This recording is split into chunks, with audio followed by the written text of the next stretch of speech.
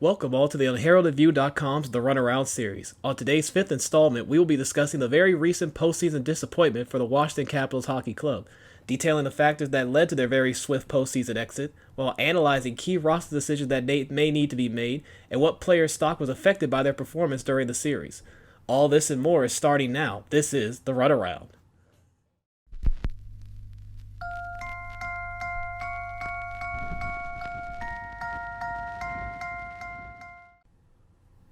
Now, I hate to open up some fresh wounds, but we got to talk about this. The Washington Capitals, for a third straight season, bowed out in the NHL postseason in the first round. As since winning their 2018 Stanley Cup, they've lost in 7 games to the Carolina Hurricanes, 5 to the New York Islanders, and now 5 to the Boston Bruins in each of the last 3 years. And again, I know it's a fresh wound since they are only 4 days removed from bowing out of the playoffs so quickly, but I really want to talk about some of the key storylines that have led to their recent playoff struggles. I'm not just talking about this specific series against Boston, because you can go back over the 2 series before it and see the trend that they've kind of been on since they won the Cup back in 2018. And the first storyline we really have to talk about is just their lack of consistent offense overall 5-on-5. For a team that each of the last 3 years has been one of the best offenses in all the National Hockey League, especially at 5-on-5 during the regular season, the fact that against Boston they scored just 7 goals 5-on-5. Last year against the Islanders, they scored just 8, and then the year before that, just 14 goals against the Carolina Hurricanes. They're just not getting enough production with a team with all these high-powered offensive players 5-on-5. Plus, it also doesn't help that specifically in this series against Boston, your power play went just 3 for 21, which is atrocious, especially since they have one of the best power play units in all the National Hockey League, a top 10 to top 5 unit pretty much every season. And then when you get to the second major storyline, it really was just the carelessness and the defensive mistakes and lapses that they had throughout the series. You had the Samsonov-Schultz turnover basically in Game 2 that pretty much single-handedly, or Game 3, my apologies, that lost them that series. But also in Game 3, you had bad penalties by guys like Nick Dowd that led to the game-tying power play goal ultimately in the game. Then you had the failed clear in Game 2 in overtime by Brendan Dillon that directly led to the Brad Marchand OT winner 39 seconds into that contest. Along with the fact that even though the Caps were only outshot 173 to 169, it still just felt like over the course of the series, the Caps were generating fewer and fewer high-quality scoring chances throughout these games, while Boston just seemed to consistently be able to put pucks on cage and just create constant havoc in front of the Capitals' nets, especially for a team that at one point was playing a very old goaltender and 40-year-old Craig Anderson, and then you're playing a rookie goaltender, Ilya Samsonov, getting his first look at the NHL playoff. You're not necessarily giving them a lot of stress-free saves to make overall in the end.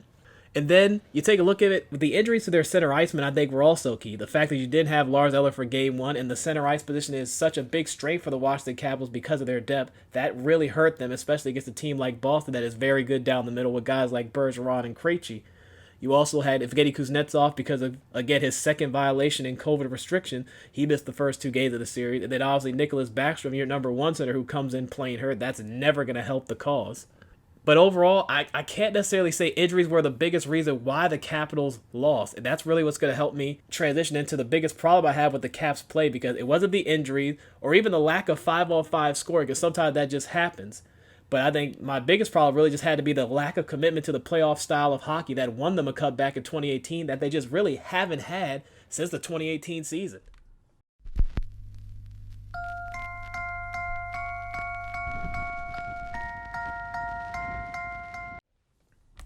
When I bring up the fact of my biggest problem with the Caps play during this postseason series against Boston and the last 2 series, as I mentioned earlier, it's really the lack of commitment to the playoff style hockey that won them the Stanley Cup back in 2018. And what I mean by that is they have had no consistent net front presence these last 3 series, and there's just too many perimeter shots that have been far too easy to stop for the netminder that they've played against.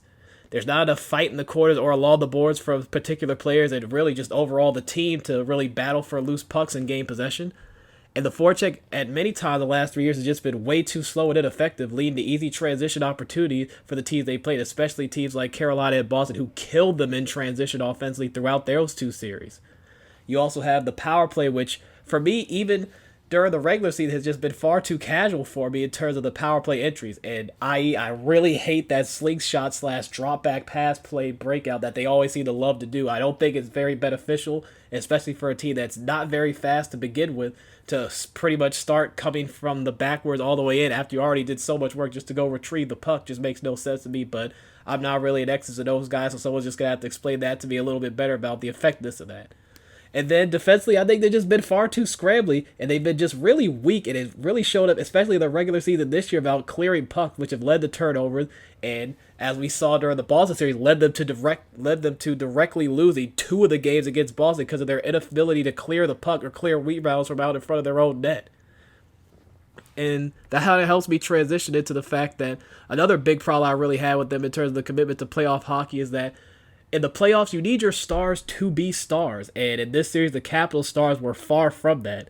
I mean, after Kuznetsov came back from his 2-game COVID missing time, he had 0 points in 3 games. Nicholas Backstrom in 5 games of this Boston series had just 1 assist. Anthony Mantha, who was their big trade deadline acquisition in the Jacob Verana deal, had just 2 assists and no goals in 5 games. And he really cooled off after scoring in each of his first 4 games as a Capital during the regular season.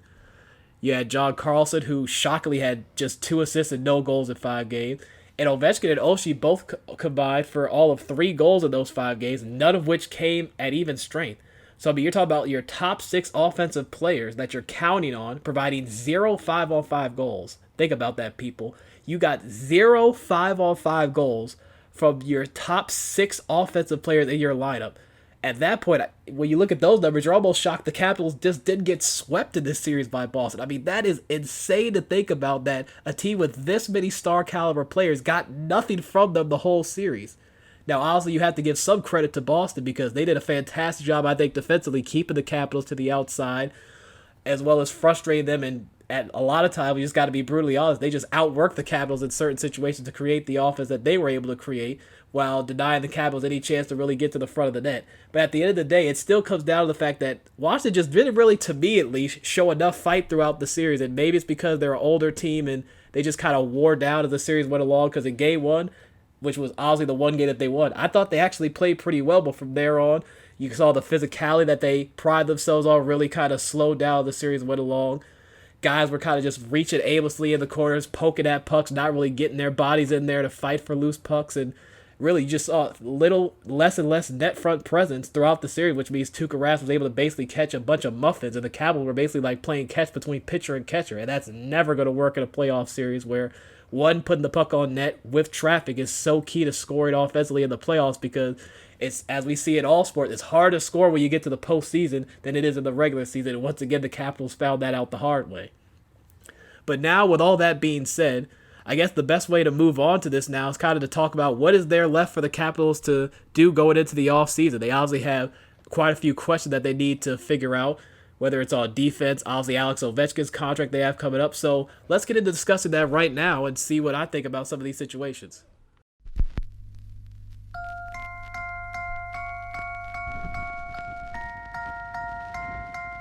Now, to kind of wrap everything up, in terms of the significant issues that the team is currently going to face going into the offseason, the first thing is they got to really address the whole idea of old and slow. And what I mean by that is they were the oldest team in the league by average age this season. And it really showed, especially in this series, that they, as their general manager Brian McClellan just said recently, they just seemingly kind of wore down as each game went along.